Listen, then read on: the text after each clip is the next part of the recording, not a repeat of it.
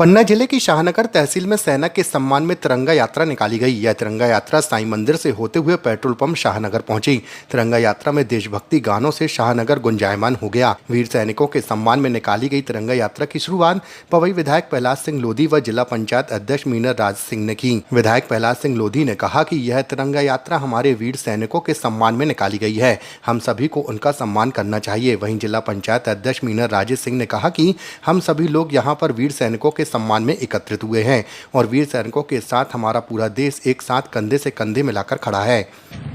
सेना को प्रणाम, सेना के शौर्य को प्रणाम, हमारे नेतृत्व की सटीक रणनीति को प्रणाम और यही संदेश देने, जैसे कि हमारे सैनिक किस तरह से सेना पर खड़े रहते हैं अपने प्राणों को न्यौछावर करने के लिए, अपने देश के सैनिकों के उत्साह वर्धन के लिए। और जो सिंदूर ऑपरेशन अभी हाल ही में हमारे सैनिकों ने जो पाकिस्तान का ऊपर जो कहर ढाया था, उसके सम्मान में पूरे देश में हमारे देश के नेतृत्व से और हमारे प्रदेश के नेतृत्व में और जिले के नेतृत्व में पूरे जिले के हर एक मंडल में ये सेना के सम्मान में यात्राएं निकाली जा रही हैं, जिससे प्रत्येक व्यक्ति सेनाओं का सम्मान करे और इसका आभास भी हो कि किस तरह से हमारे सैनिक अपने प्राणों को न्यौछावर करने के लिए सीमा पर खड़े रहते हैं। इसी के सम्मान में ये यात्राएं निकाली जा रही हैं। जो इस ऑपरेशन का नाम सिंदूर दिया गया था, वो बहुत ही अपने आप में एक नया नाम है ऑपरेशन का। इसलिए आप महिलाओं को ज़्यादातर क्या संदेश पहुंचाना चाहेंगे?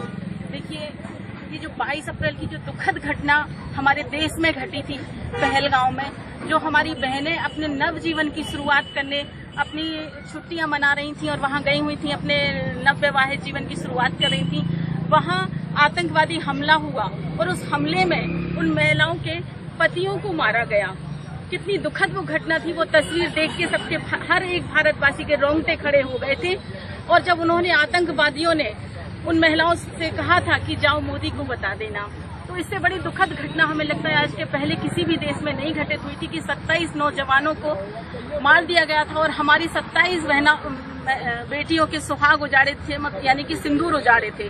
तो माननीय मोदी जी ने सिंदूर ऑपरेशन नाम दिया था, क्योंकि सिंदूर उजाड़े गए थे, उसका बदला माननीय मोदी जी ने लिया था। इसीलिए इस ऑपरेशन का नाम भी सिंदूर ऑपरेशन रखा गया था।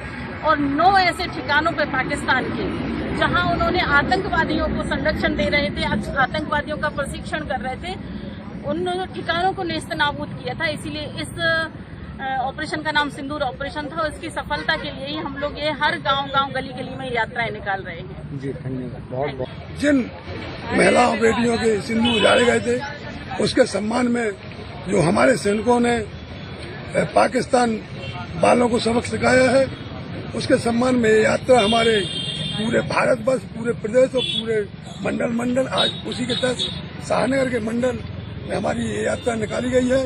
जिससे कि आज बॉर्डर पर खड़े हुए हमारे सैनिक, हम उनके साथ लड़ तो नहीं सकते, लेकिन इसी प्रकार का एकता और अखंडता का प्रतीक दिखा करके उनको तिरंगा यात्रा निकाल करके उनका साहस और सर उनका बढ़ा सकते हैं।